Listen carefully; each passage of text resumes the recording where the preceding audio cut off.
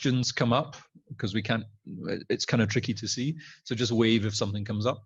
Or point at the screen. Or point at the screen. So that we know it's not a question. Yeah. So yeah, we're on time. Welcome everyone to the panel on when the problems at the top, leadership and replacement issues for conventions, very often Worldcons and large regionals. I'm Vincent Docherty. I've been involved in con running for 42 years, co-chaired a couple of Worldcons, been involved in advising any number of other convention committees on issues, yeah.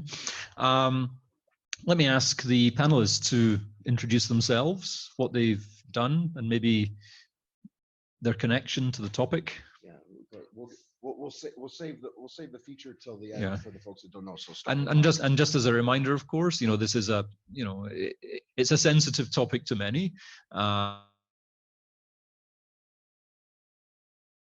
We will be operating the rules of, we'll be moderate. The goal is to find positive lessons. Yep. Nothing here is to call anything bullshit. This is trying to find ways to do better. Okay. But yeah, start from the right. Hi, I'm Mark Olson. I chaired a Worldcon and survived. I'm very interested in the topic, and one of my qualifications, I've been arguing with Dave about this for years. There we go.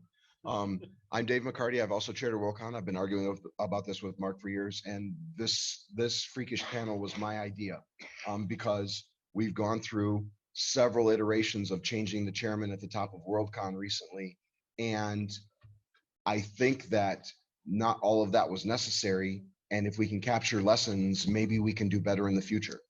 And so that's why what we're trying to do here is to figure out how we can learn from these shifts. Okay. My name is Bill Parker. I've been running conventions or working on conventions for 40 plus years. I lose count, but I was one of the co-chairs of a Worldcon, was replaced, which is one of the reasons I'm on this panel. My name's Randall Shepard, and I was chair of a Worldcon, and I ended up being the chair that replaced the co-chair duo Bill just referenced. I've been vice chair of a Worldcon before, a number of committee positions. I was on a Worldcon committee several years after that had a major chair restructuring, and was one of the advisors involved later in the game. But so you guys will have experience and lessons that we don't have. Yeah. Okay, so before we maybe get to specifics, let's just bounce around a few things, or if we're talking about someone who is suited for the role of large convention, whether it's a Worldcon or a major regional or equivalent of that, just open it out to all of you. What would you say would be the characteristics, the leadership styles, whatever you think is relevant for someone to be successful in that role? Well, I'll say that there's many leadership styles that work. I've witnessed many that work. There is certainly no one way of doing it, but all of the successful leaders that I've seen have been able to get a whole bunch of people who are smarter, stubborner, more opinionated than they are to work constructively together. And if you can do that, you will be a great Worldcon chairman, and you don't have to do anything else. So for myself, I think this plays in. There are other ways to do it, but for me, the thing for chairman is to be able to paint a picture, is to build a team and paint a picture that gets your team excited. To basically act. You have to be able to manage and administer, but almost more important than that is we know that when you're standing at the finishing position, you're putting on a show to get people excited about your thing. But once your bid's over and you're a seated convention, that job doesn't change. The audience for your finishing position changes. Your audience is now your staff, and you need to be constantly presenting. Here's this cool plan that we're doing to get your staff going and do it. And then lots of other management comes with it. But if you can keep your staff excited, you can mostly get them going in the same direction. Well, I agree with Mark on that. There's many different leadership styles, and I'm very much agree with Dave. I think we'd have a similar leadership style, that the leaders got an exuded confidence that this can all be done. and get everybody to believe in that. And you, like you said, you have to get them. It can be a lot of different personalities you're gonna have to get to work together. So that for me is the key, or at least what works for me anyway. Nothing to add to that. Okay. After those comments. So Let me just expand on one point. Yeah. You aren't the boss. You may be the maestro who pulls this team together, but you're not the boss. You don't give orders. say more about that. Well, first of all, we're Turn the rarely mic. the best. We're rarely the best at anything in your committee. If your committee isn't people better than you, you've failed. And so it's silly to think that you can give orders and tell people what to do, and they will do a better job than if you get them enthused and they do it on their own. Your job is to try and get all the sheep's the wrong word. All the wild horses running in more or less the same direction. But if you can get them running in more or less the same direction, they will do wonders. I'll have to add to that yes, my goal in the beginning while we were putting everything together was to find the people that were better at the various different jobs than I could possibly be. And in most cases, the people that I was able to recruit did a fabulous job for us.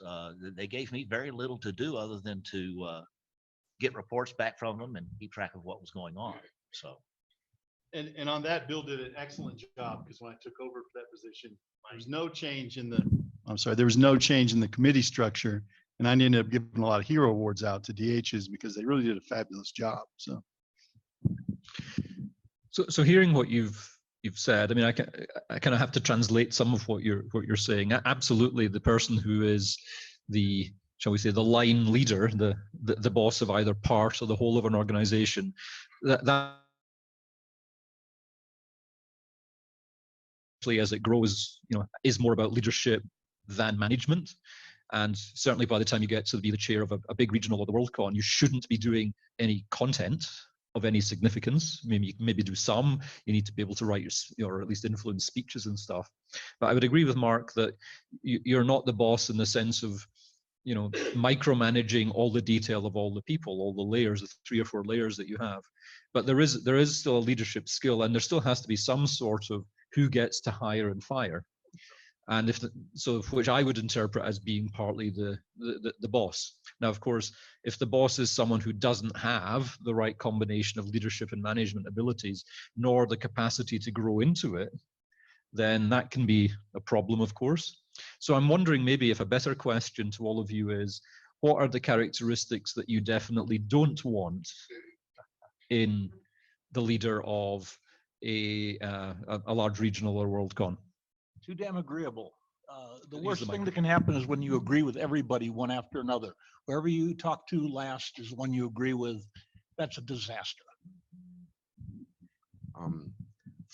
For me, one of the elements that doesn't work very well is if you have a hard time making a decision and sticking with it. There's a lot of places where it doesn't matter if you go left or you go right. You need to pick a direction and go. There's often a right answer, but not always a right answer. But you need to be able to, once stuff gets to the top, you need to be able to make a decision. You need to be able to make it fairly quickly, and you need to be able to communicate that decision down the line to the people underneath so that they can make it happen.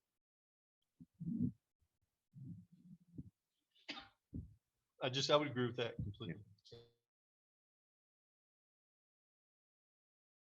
Fast decision-making process. And how much can we name conventions? There was Use the mic.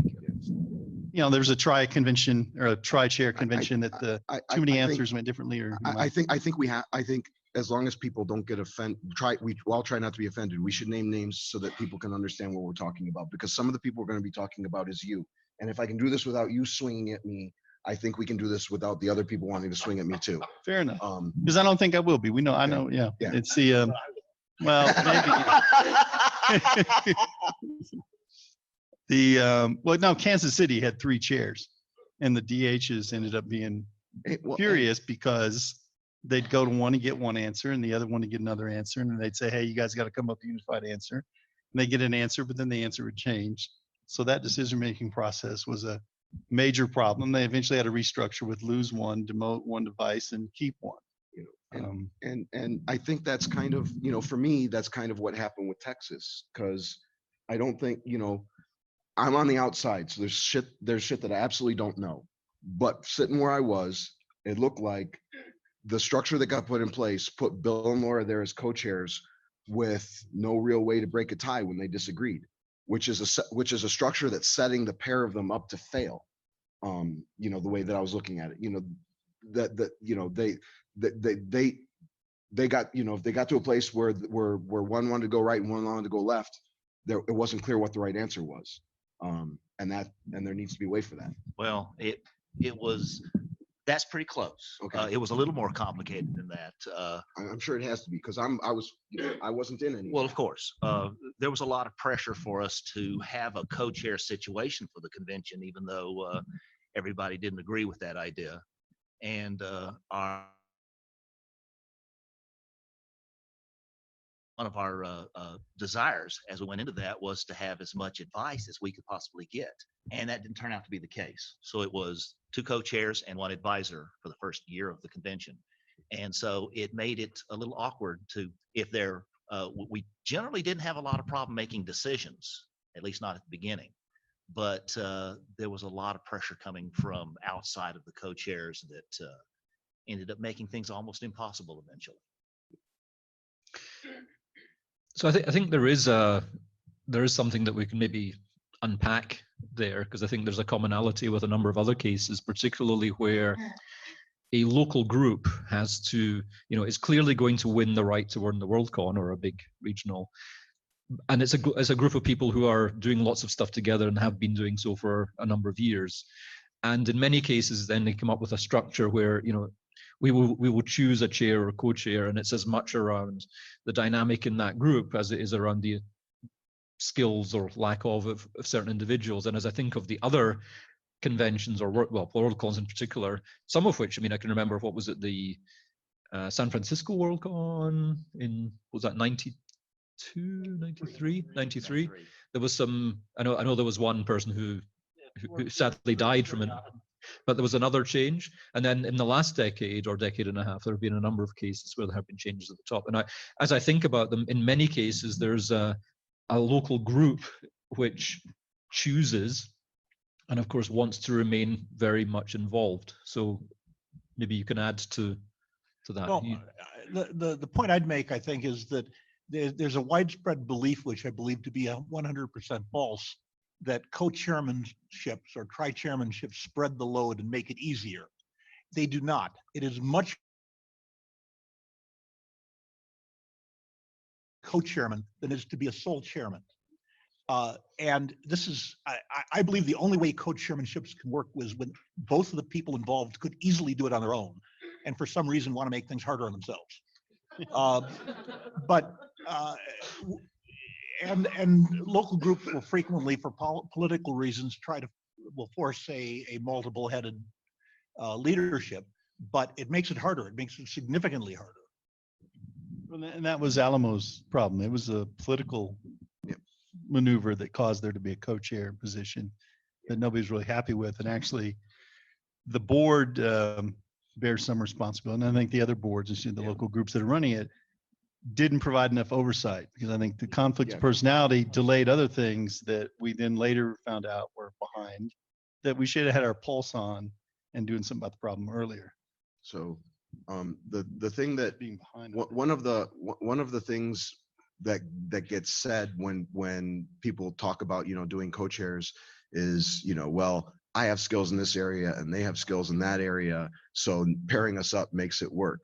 And I want to tell you, I think I'm a successful Worldcon chairman. I didn't go bankrupt. People generally had fun. I have a severe skills deficit. My skills deficit was so severe that I had to hire 3 vice chairs to make up for my sorry ass. But the thing is, while I was getting from each of them skills that I didn't have, what was clear was that I was the person making decisions and they were the people managing me. You know, and it worked well for me. It might not work well for other people, but the part of the dynamic that was really useful was that any one of them could step in and take my job and probably do it better than me, which was a very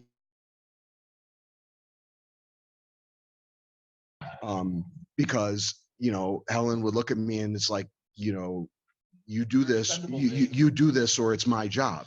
And she was right. I did it, or it was her job. But you lose that in a co-chairman position. Okay, can you read it out for someone? What is it? When we had 5. There you go. Okay. So we found, three. Martin says 3 vice chairs. He had 5. So evidently Martin's the one person that's got less skills than me. Actually, it was more. I think he's referring to 95, and it was much more complicated than that. The fact of me being in the Middle East, for instance, didn't help, and email and was very rudimentary then. So that there was a very particular set of circumstances there. I'd like to disagree in small part on that co-chairs produce a decision-making problem. They make it. What I saw, and particularly in KC, was a decision communicating problem. My theory is that everybody's got so many words they can speak every day. Some people many more than others, but they still have a limited number. And the tri-chairs were spending all their time talking to each other, trying to get in each other's heads and to come up with the same thing. And by the time they were all done, their little timers in their head said, okay, we've talked enough about that subject. And they'd never get around to actually telling anybody else. And I saw that again and again and again and again and again. And I think that was a much bigger problem, honestly, than an inability to make a decision. Yeah, and the lack of a mechanism for somebody else to intervene until it becomes a big, very visible change. Yeah, you never heard. Let me give another a couple of examples, because I agree with your last point that what we end up with is a chair, co-chair, vice chair, and helpers subdivision that effectively becomes a kitchen cabinet, because inevitably they'll end up just speaking to each other than communicating with the rest of the committee. And I've seen a couple of cases where that happened. Though the one advantage to having a single person at the top is that that person knows they have that responsibility. There are many advantages, but there are cases where co-chairing can work. But I think there are particular conditions that led to that. I mean, in 95 was a very particular one. In 2005, I was the sole chair until halfway through, because it was 3 years then. So about halfway through, Colin had been my deputy. And what we found working together was, because I was physically in the Netherlands, he was physically in London, closer to many of the division heads, it just naturally came to the point where we chose to become co-chairs, but we had already the pattern of phoning each other for several hours every week, and we had extreme clarity on the fact that we were mummy and daddy. You couldn't split us up. We were constantly aligned, and therefore division heads were very, very clear. And again, that probably is a relatively unusual condition, so therefore, having done it myself twice, there were particular conditions that helped make that work. And in the second case, it was very self-conscious, because both Colin and I in our professional lives are actually not just line leaders, but actually coaches of very senior life leaders. So it was a very, the Venn diagram of the stuff that made it work was very particular. The exception, not the rule. Yeah. Okay, go ahead. And you're going to have to, in the room, use the microphone, please. So I want to change this around a little bit. And I've been in 2 separate situations where the chair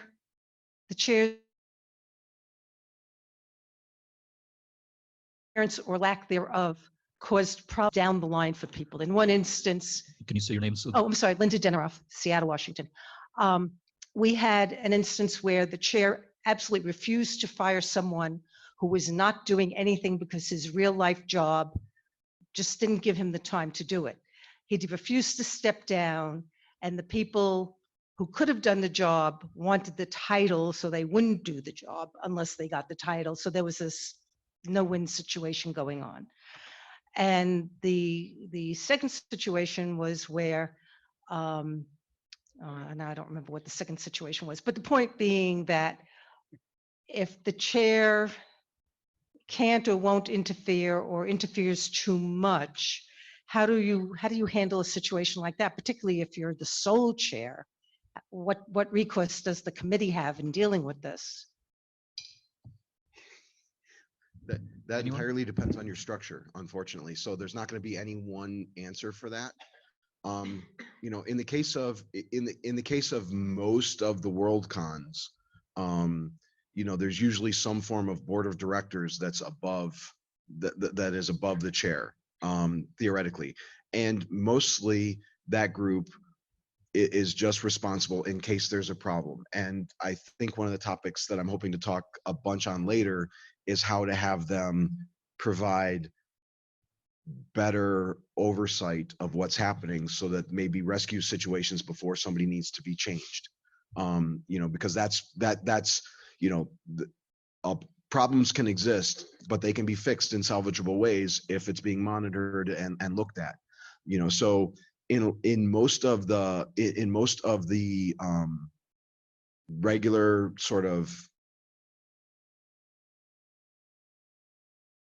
conventions, I know there's usually some form of board or group that's above. You know, the chairman isn't in charge of everything, and so basically, you know, when the problem is the boss and you're underneath, and you know, what do I do about it? You know, frequently I think the only answer is to go around the boss to whatever mechanism is above, and say, look, this is a problem, and explain why. But you also have to understand that sometimes the answer is going to be, yeah, but we're going to accept it, because you know there might be there might be reasons that the person in charge of the event is going to accept failure in this division or this department for whatever reason, because of some other thing, and that's a decision they're making for the event, and they know it's going to fail and they know it could be better, but there's reasons that they're making the decision that you happen to disagree with, you know. But sometimes the answer is we're going to live with it. Let me pick up on the two elements that you said there. So in almost all legitimate organizations, whether they're voluntary, semi-voluntary, professional, there's usually a mechanism by which the CEO or equivalent can be replaced by some sort of supervisory board. And that's true of even the largest companies as well as any number of voluntary organizations. And I think you're absolutely right. You need to have in your structure a mechanism, either an established one because you're an established group, or you create one like the UK and the Irish Worldcon have done so. On your specific point around what does the chair need to do if someone's not performing, I'm going to give you two personal examples. One where I got it wrong and one where I got it right, I think. So in '95, I had one division head who was clearly struggling and was having a lot of issues in her private life involving one of the other committee members. It came to the point, one of our meetings, you know, I was going to have that conversation with her, and she persuaded me that she could still make it work out. And I made the mistake of accepting that. And then 6 months later, it was much worse. She had to step out and the personal situation was much worse. So I vowed I would never let myself be in that position again. In 2005, I had another case where another division head, clearly very talented one, but could not play well with others. And it was beginning to get to the point where, you know, I needed to have that conversation with them. And so I did. And it was a very, very unpleasant conversation. But once it was done, it was done. And I don't regret that one at all. So I think, I don't know if I'm seeing nods or, you know, but, you know, from my experience that, you know, that was a learning. The first time around, I was, what, 31? You know, I'd only been working for a while myself. I was learning as I went. Second time, I had the experience, so I knew what to do. Well, I can't disagree with what you said at all, but I would take one step back and say that having to remove anybody is a problem and has serious side effects, and having to remove the head of an organization, the chairman, or you can get rid of the rats in a city by atom bombing the city, but it's typically not a good result afterwards. And it can devastate an organization, especially if it turns out to be a messy political fight. And frequently, it's better to limp along with a incompetent than to have pull out the knives, because the knives don't go back in the sheaths after it's over with. Whoever takes over is going to have a bunch of disgruntled people after them. And it's a bad, bad situation.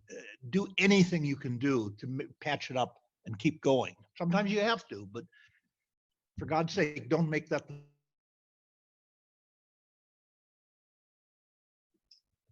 Not on the same lines, Mark. When I was chair, there was a division head who probably should have been fired. I had several DHs that had already coordinated a plan to divvy up those responsibilities and take them over. Of course, this was 6 months out, so it's kind of crunch time.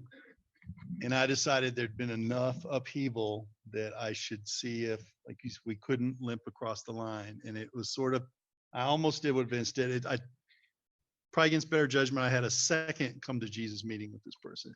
And the second come to Jesus meeting, I think, got them to the level that they limped across the line. But Don't try to be fair. you know, One of the fair thing to do when someone's screwing up is fire them and get someone else in and let them suffer. That doesn't work for the convention. If you can, for example, let them keep the title and bring someone in to do the work who's willing to selflessly stay in the background and not take the credit, you've won. So what somebody got credit for when they actually screwed up and deserved opprobrium. What matters is the convention succeeded. yeah. Well, and some small bits of this person's ballywick still oozed out and were taken care of by somebody else. So.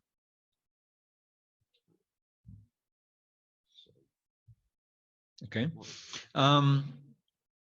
Let's move to some more specifics. So if we think about the last 10 years, 20 years, if we think about specific conventions, whether they're regionals, whether they're Worldcons, we've actually touched on a number of them so far. We've very much touched on the Texas situation. I mentioned briefly San Francisco was what, 25 years ago, something like that. What are the other examples, and what can we learn from them?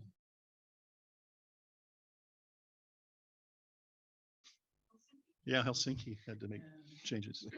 So who can speak for that? And I'm opening that up to the room as well. Yeah, if anybody in the room knows stuff, you're allowed to talk. You know, because that's right. I have opinions and I will speak them, but that doesn't necessarily mean my opinions are informed. I will say that I and most of the people I know who are experienced, their jaws dropped and said, what do these people have any idea what they're letting themselves into? I'm not talking about the individual personalities, talking about the idea of 3 people scattered around the world thinking that they could jointly run a convention and make it anything other than painful. Yeah. I promise you my tolerance for silence is So very, very high. So I will stare at you all till somebody breaks. So Well, there was, I mean, well, one of the person I'm about to talk about hates me already, so I'm not doing any more damage to myself. So one of the chairs very much got the job because they steered themselves into the job politically. I don't think it was because of capability, you know. Yeah, that I'm trying to find as kind a way to say this as I can say it, because I can say it a lot worse. You know, and then there were the 2 Finns. So to make it to make it a little clearer what I'm talking about. And you know, one of the Finns was more of a worker mouse from the outside than a leader mouse.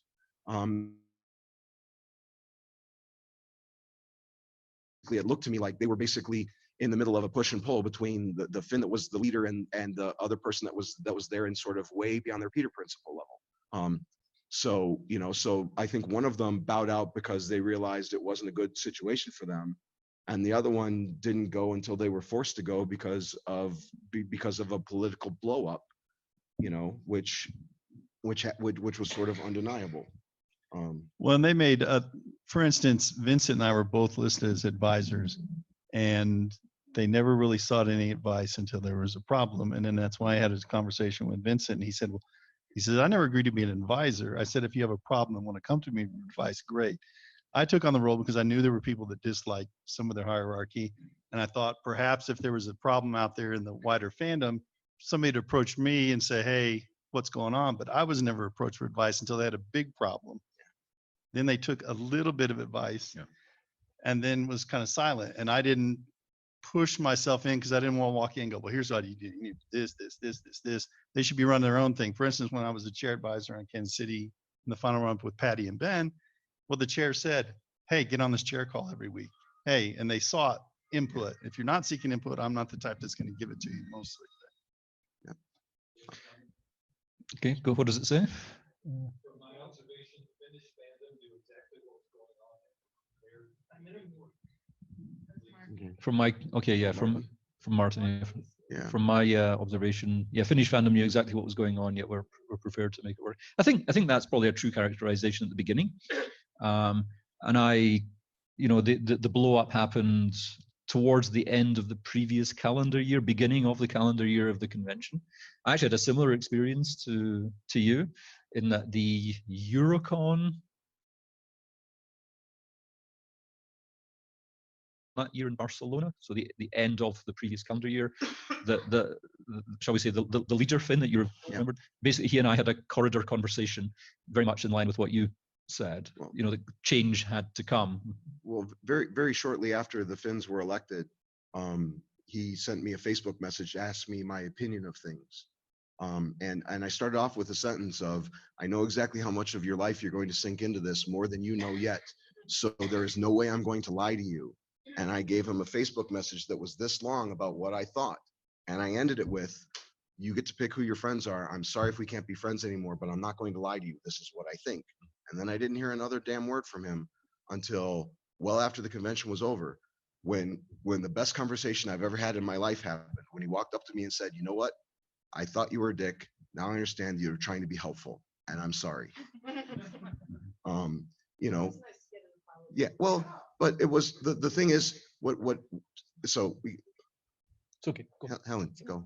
Okay. The thing is, the core of the problem with the one person that had to be overcome, I think I encapsulated in a sentence I said to him. Being chairman of the Worldcon means doing a lot of things that are going to crush your soul because they hurt, but it's the right decision.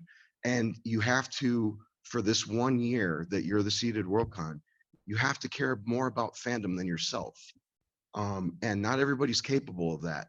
And I was sure that she wasn't, because I've never seen a convention put the name of the chairman on every press release, but damn it, Finland made sure that it did, because it wasn't about Finnish fandom. It was about, look at my accomplishment.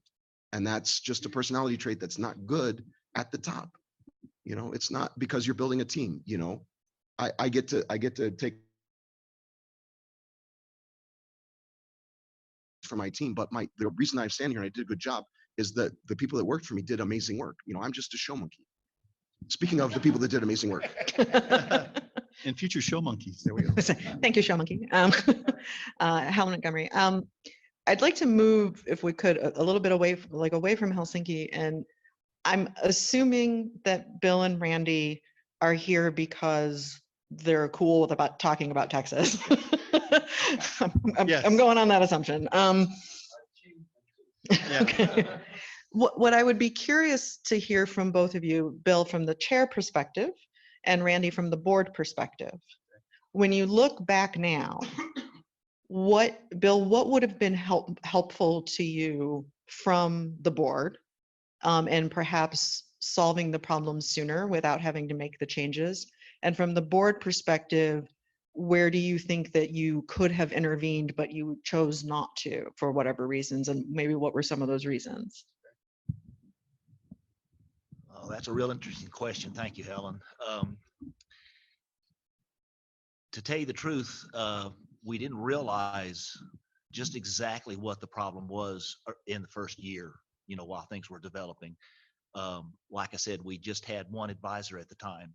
And as we began to realize, or at least when I began to realize that might be the problem, I went to the board and asked for help.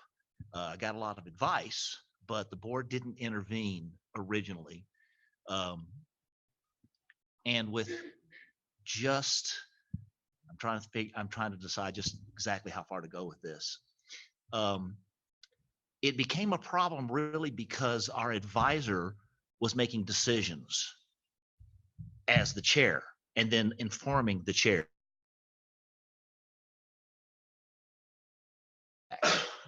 So that's the politics I was talking about. There was a lot of stuff going on that we would find out after it had happened. And then there was some pressure put on one or the other of us to agree with that. So if it came down to a vote, it was always 2-1, with the advisor being one of the two in every case. We did actually approach the board at one point directly and ask for help. This was at a point where I really hoped that we could salvage all of this. And you want to take over? Then you got an advisor. Use the mic. Well, thank you. I was going to miss that. We did eventually. One of the advisors that I asked to come on and help us back in Reno when we first won the bid was Joseph Clary, and he took a year to decide and let us know in Chicago that he agreed and he would come on board, and he did, and he was a lot of help. But unfortunately, by that point, things had pretty much reached a state where there wasn't any salvaging. And now, From the board perspective, we'd had a meeting in the fall before the con year, the annual board meeting, and the committee, it's run by Bill and Laura, gave their reports as the status and what was going on with the Worldcon. And we'd heard from Ben that he was willing at some point in that fall to come down and work on budget with people. And meeting wraps up and we kind of walk away from that.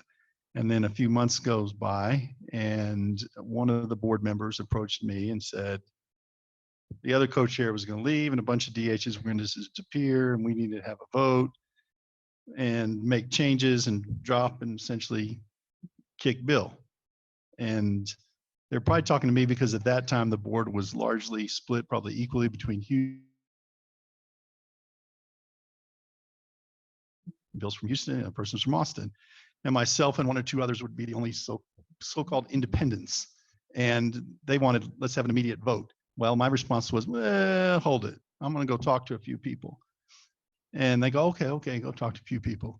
And so I knew Patty from way back. And so she was the first person on my list and I got her number and I called her. And the first thing she said, and I said, you may remember me, it's been a few years. I've been gone to Ireland for a decade and was only kind of new back in the country. She goes, oh yeah, I remember you. She goes, oh great, you've called about the budget.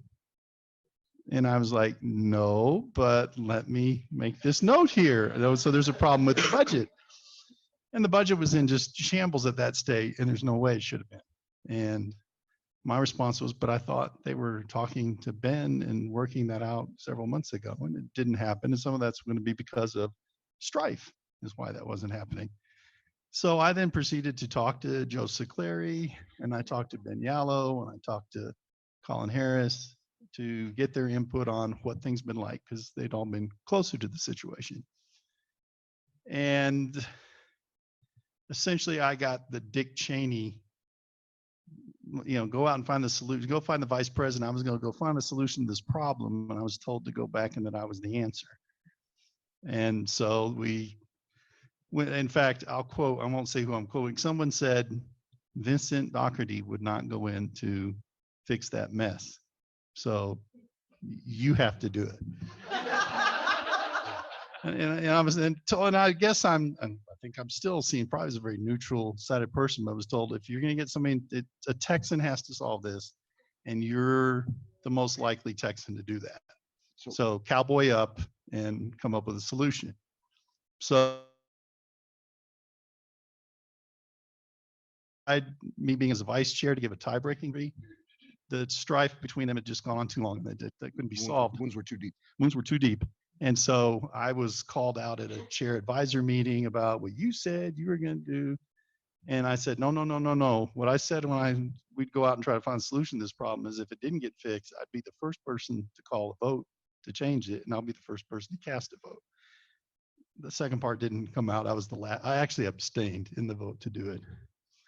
But the board was actually quite quick in making the change. Actually, the board was unanimous. And I think part of the only reason it's unanimous is that we made a total change so that neither Houston or Austin was losing their leader from their constituency. They wouldn't vote to change the structure, but they would change the total structure.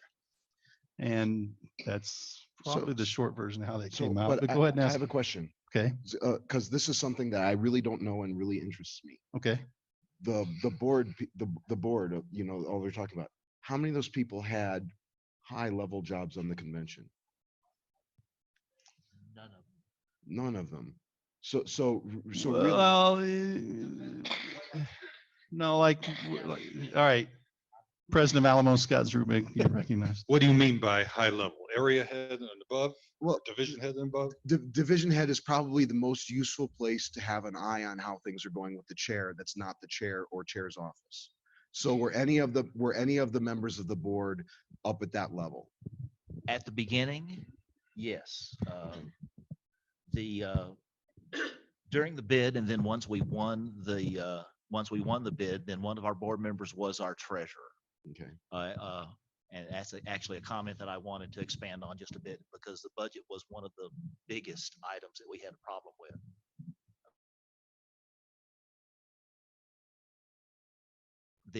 During the bid, this board member, she was great keeping track of the books, but when it came to running a Worldcon, she didn't have the skills, and she knew that. She admitted that. We knew that going into it. So we were looking for someone early on to take over helping with the budget. And we did talk to Ben about it. He wasn't available at the time. We talked to a couple of different people. From my point of view, I was told that it was being handled. I was told several times right before the meeting that we had a budget, it was in good shape, and then we'd show up at a meeting and we had no budget. That was part of the politics that I was talking about earlier. But yeah, that was the only board member. Okay. And then she left All right. Because right about the time things got bad. Because just speaking mechanically before we get to you, I'm sorry. The board, if the board's responsible for replacing the chair, they have to be looking at the job the chair is doing. And if they're not in one of those positions where they've got a direct view on the job, and so they'll have a sense of what's going on, they need to be constantly in contact with those people, or periodically in contact with those people, to find out what's going on. Because otherwise, it sounds like what happens is this thing's growing, and all the people at the top of the convention are probably pretty sure exactly what's going wrong, but the board doesn't have any idea, you know? So that, I mean, that seems like the question is, how do we more effectively get people in those positions to understand that they need to either be close enough to the chair to monitor the job, or be talking to the people that are, so that they can try to rescue stuff before the wounds are too deep and we have to change everything. Sorry. Okay. Elizabeth, maybe you can read it. Maybe. I can't read that. Oh. Well, why don't we go with Elizabeth first? Something I've talked about before. The assumption is that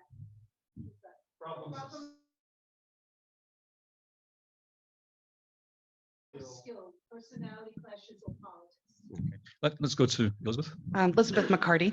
And my point is the opposite of what Dave was saying.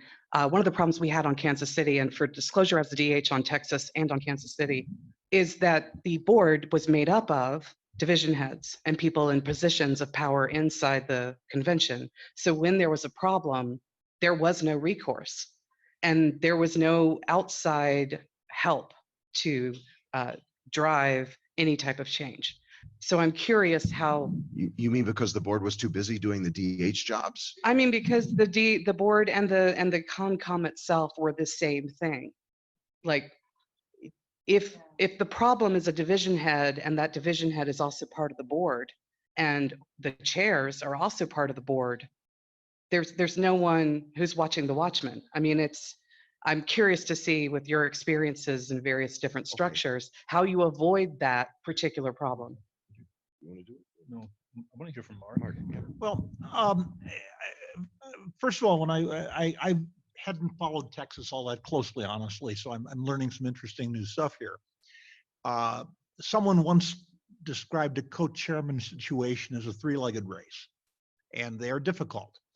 But it sounded there like you have a three-legged race with the coach being somebody who's never run before. oversight organization, somebody made this point already, but the oversight organization has to, first of all, have the experience to know what's going on, to understand what's going on, and has to have the facts to know what's going on. And I don't see how that can be done unless they are plugged into and part of the convention planning process. I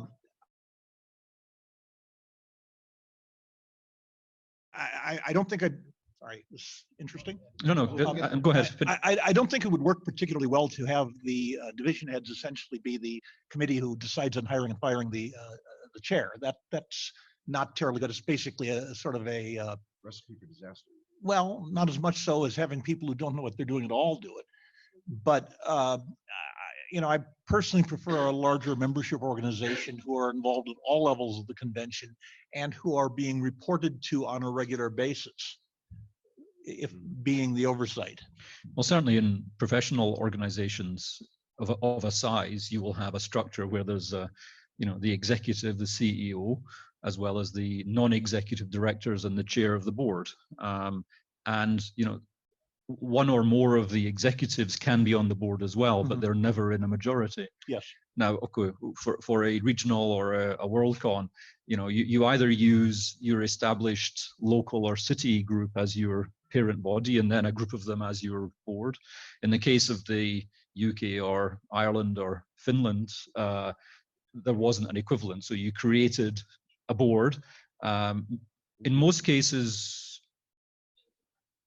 several board members were also on the executive, but there were always some who were not. And I think that is a healthy thing to have. Yeah. But I also think there is a point around just basic skill levels as well. Someone who's run conventions of a certain size gains certain skills. It doesn't mean that you can continue to scale that up. There's a point of interest. Can someone who can read it go to the microphone and read it out? The whole of Martin's piece, or okay. Apologies for mentioning something I've talked about before. The assumption is that problems stem from lack of skill, problems with people's mental health. I've also been privately told about senior staff with mental health problems on other conventions, but we rarely talk about this /end. Okay, any reflections on the panel or in the room? I'm personally not aware of any mental health issues in the ones I've been involved in. Okay, so go ahead. But we have history of that in Chicago though. One of the folks that I worked with on the 8 and 12 bid had mental health problems going through ChiCon 2000 that severely impacted performance, and it's difficult. It's difficult to deal with because I think most of us try to be kind and good-natured and don't want to treat that as the same kind of failure as just failing at your job. But at the end of the day, I'm not sure it makes a lot of difference. I think we need to be a little more a little more firm about dealing with that kind of stuff and being willing to be looked at as a jackass to try to save the convention. Okay. For time reasons, I'm going to take the 2 points, and then I'm going to ask the 4 of you to give a succinct final reflection on what you've taken from the conversation, what you would do again or differently. So go ahead. On the mental health issue. Give your name first, please. Kim Williams. I'm from Columbus, Ohio. On the mental health issue with World Fantasy, we had a co-chair situation of a married couple. And then he started failing, and part of the failing was also mentally. And that was heartbreaking. And we, with his wife, thought we can get him through the convention, but he really broke down about 2 weeks beforehand.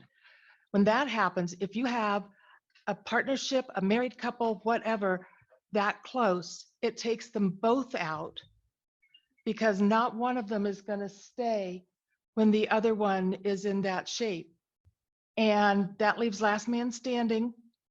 And it was just a matter of getting through the convention. And so that, you still have to consider the mental health and the feelings. I don't think you can be hard-hearted at certain points, but you also have to have the ability to say, wait a minute, in order to get the convention to the last day, you've got to do this, or, and you can see what you have to do. Okay. Let me hear. you Okay, first. I've got a real challenge because we're out of time, and this is I've got an incredibly important question to ask of Let's go. an esteemed room. Just Well, ask it then. I am now part of the Sorry, give your leadership- name as well. Hi, John Maisels. I am division head, so part of the leadership team for the Seated Worldcon. That Seated Worldcon has co-chairs, which we've just been told doesn't work. I'm working with two co-chairs I highly respect who get on with each other in public.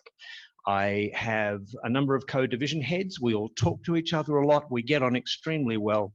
I'm a tech, so I'm completely oblivious to politics, but I'm not seeing any of it, even though I'm looking for it. I'm seeing an organization that is well run, has a good budget, and seems to be on track for delivery of a really, really good convention. Should I now be in a state of panic?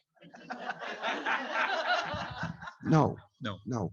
I think the harshest I'll say it Sorry. is the harshest I'll say it is that I've never seen co-chairs be more successful than I think single chair would have been. That doesn't mean that it always fails. I saw it. Yeah. Okay. There is a comment from Jovan Akron about mental health as well. I think that we need to be cognizant mental health issues run a spectrum. And I get the impression that what's being discussed here is the most severe diagnosed mental health issues and not the sort which can result from people becoming stressed, for example, becoming paralyzed and unable to work productively. I think that's fair. Yep. And I think for time reasons, I'm going to ask the four of you to take a moment to think about how you're going to respond to what have you learned, what would you do different, what would you still do. I think that there absolutely is a point, and it's true whether it's a voluntary organization or whether it's someone who's professional. You must always be careful of where productive stress becomes unproductive stress and it tips someone over, and you need a mechanism in place to identify that and for someone to be able to intervene.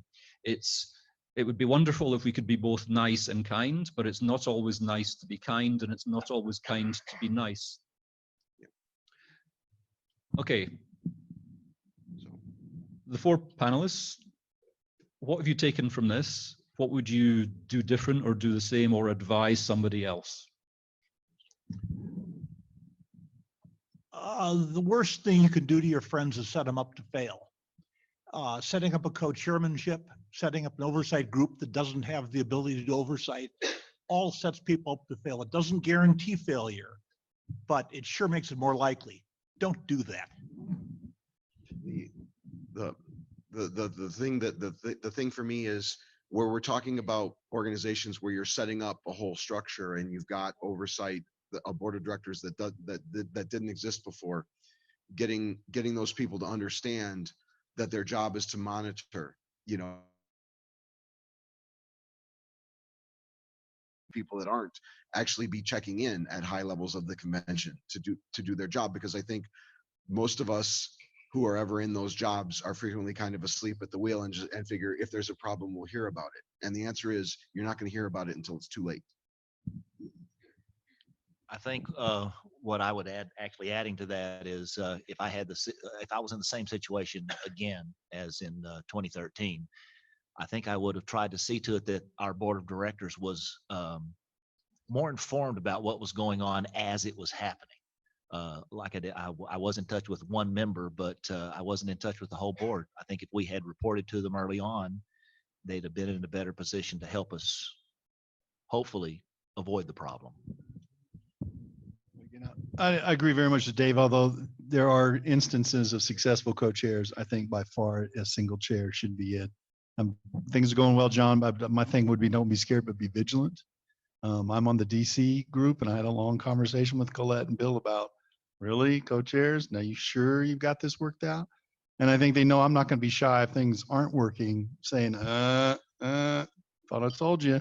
On the board angle, doing it again, the board shouldn't be just oversight. I think people on the board should be out asking questions and not just getting a report, that they should go out and put their finger on the pulse reasonably frequently to find out what's going on. I would only add that, you know, we're a community that does this for love, not money. And as a first instinct, I think we should be generous and welcoming and supportive of people who want to do a job that's very difficult. Having said that, I think it is also important that if anyone sees something that's going to be an emerging train wreck, especially if you've been through it before, that is worse than intervening. And please do intervene the best way that you can, because it is far better to do that early rather than late. And we're out of time, I'm afraid, unless you can do it in 30 seconds. Helen, go ahead. Helen Montgomery, just real quick, one possibility is a setup that we have with Capricorn. There is a staff member on the board who is called our SMOF. They are the Supreme Minister of Fun. And they are the ombudsman. They're the one who they go to com meetings and board meetings and stuff, and their job is to make sure that things are going well and everybody's pretty happy. And they're a person that anybody can go to if they have an issue with the chair or the board or whatever. And so they've got their pulse on things, even though they're not actively necessarily working on the con. Yeah, they have no job at the convention but to ask how things are going. Yeah. And very much in the line of the, the non-exec who can intervene. But thank you for the panelists for talking a very, difficult subject, some of it very personal. I hope it was useful for people and that future bidders were also able to learn from it. So I thank the panel and I thank you all.